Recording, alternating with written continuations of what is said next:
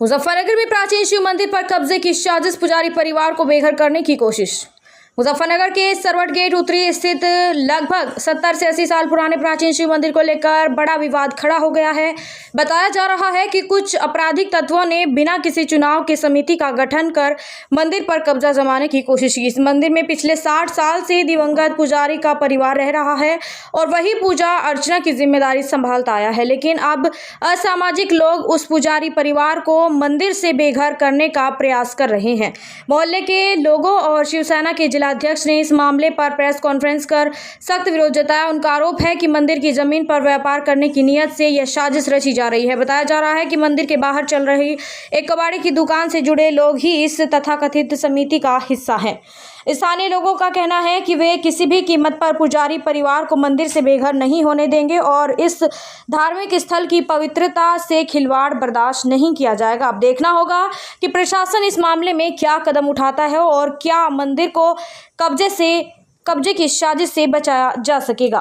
और सिर्फ हिंदू मोर्चा और शिवसेना ने इनको पूरा अपना समर्थन दिया है। देखिए, जो प्राचीन शिव मंदिर है, हमें पता लगा है कि भारत कमेटी के द्वारा वहाँ पर 3 पीढ़ियों से रह रहे वहाँ के जो पुजारी जी मेरे बराबर में बैठे हुए हैं, वे इनको वहाँ से बाहर निकलना चाह रहे हैं। और हमारी मांग है कि वहाँ से पुजारी जी को वहाँ से बाहर ना निकाला जाए, क्योंकि इनकी 3 पीढ़ियाँ वहाँ पर रह रही हैं। कमेटी के द्वारा इनसे अभद्र व्यवहार किया जाता है, वह अभद्र व्यवहार भी बिल्कुल स्वीकार नहीं किया जाएगा।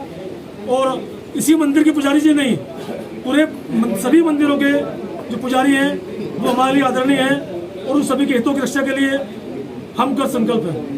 साथ ही उस मंदिर के बाहर एक कबाड़ी ने अवैध कब्जा किया हुआ है, जो वहाँ बराबर में जमीन है।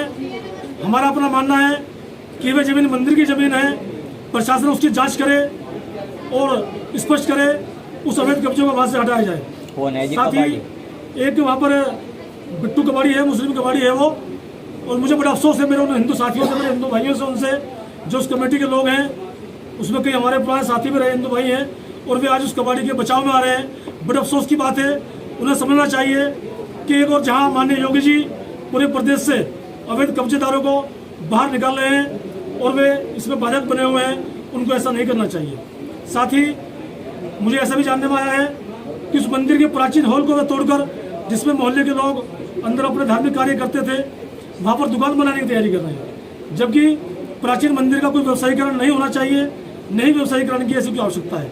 तो मैं आपके माध्यम से हमारी यही मांगे हैं कि मंदिर का व्यवसायीकरण ना हो, वहाँ पर दुकानें ना बने। जो बड़े पुजारी जी हैं, सम्मान सहित इनको वहीं पर रखा जाए। जो अवैध कबाड़ी वहाँ पर रह रहा है, उसको वहाँ से हटाया जाए। जो वहाँ पीपल का पेड़ है, उसका सौंदर्यीकरण कराने के लिए कल नगर पालिका की टीम गई थी, कल भी उनका विरोध किया।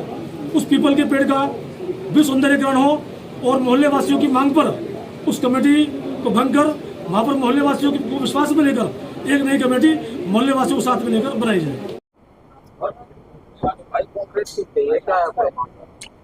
ये मामला ऐसा है कि घासमंडी में प्राचीन शिव मंदिर स्थापित है लगभग 100 वर्षों से, और वहाँ जो पुजारी महंत हैं वो कार्यरत हैं करीब 50 वर्षों से। उन पुजारी जी को नव निर्मित कोई कमेटी वहाँ बनी है, तथाकथित कमेटी, जो अपने मनमानी तरीके से लोग बन करके अपनी आप ही स्वयंभू है, वे किसी ने उन्हें चुना नहीं है, ना समाज ने उन्हें बनाया है। तरीका ये होता है कि समाज चुनता है और फिर रजिस्ट्रेशन होता है। तो उन्होंने अपना अवैध तरीके से रजिस्ट्रेशन कराया, कमेटी बना ली। उसके बाद में सबसे पहला प्रहार उन्होंने वहाँ के महंत पुजारी पर किया कि तुम यहाँ से बाहर निकलो। ये बात संज्ञान में आई, पुजारी जी ने सबको बताई। हिंदू संगठन सक्रिय हुए, हम लोग अर्चक पुरोहित संघ का मैं अध्यक्ष हूँ। तो यहाँ जितने भी जिले के पंडित या महंत हैं वो सब हमारे साथ हैं। तो जब भी कोई पुजारी की समस्या होती है तो हम साथ खड़े होते हैं। पुजारी जी के जब ऊपर बात आई तो हम लोग सक्रिय हुए और हमने कहा कि आपको यहाँ से निकालने वाला कोई नहीं है, क्योंकि अगर आपने इन्हें निकाल दिए तो कोई दूसरा पुजारी यहाँ जल्दी से आएगा ही नहीं। दूसरी बात यह है कि उन्हें इतना प्रताड़ित उन्होंने किया है, शोषण किया है उनका, ना उन्हें रहने के लिए जगह ढंग से मुहैया करा रहे हैं, ना उनके बाथरूम वाशरूम वगैरह कुछ उनके पास उपलब्ध नहीं है। तो बड़ी परेशानी से वो लोग रह रहे हैं और बहुत पुराने समय से हैं। तो उनको जब देखा कि भाई ये बड़े दुखी है, तो उसलिए हम लोग कॉन्फ्रेंस कर रहे हैं। पहले एक धरना चला था जी, उसमें अभी तक कोई फाइनल निर्णय नहीं हुआ है। और जैसे कि वहाँ पे जो अतिक्रमण के आधार पर दोबारा फिर उसका नवीनीकरण शुरू कर दिया गया है, कमेटी भी जो बनाई गई है उनको क्या करना चाहिए? कमेटी उसका व्यापारीकरण करना चाहती है अपने फायदे के लिए। उन्होंने कमेटी इसलिए बनाई कि मंदिर का उद्धार हो ना हो, लेकिन हमारा उद्धार हो जाए, ताकि यहाँ दुकानें निकाल करके हमारी आमदनी बढ़ जाए। अपनी आमदनी बढ़ाने का आजकल ये चल रहा है, धार्मिक संस्थाओं को उन पर कब्जा किया जाता है और फिर उनका व्यापारीकरण कर दिया जाता है।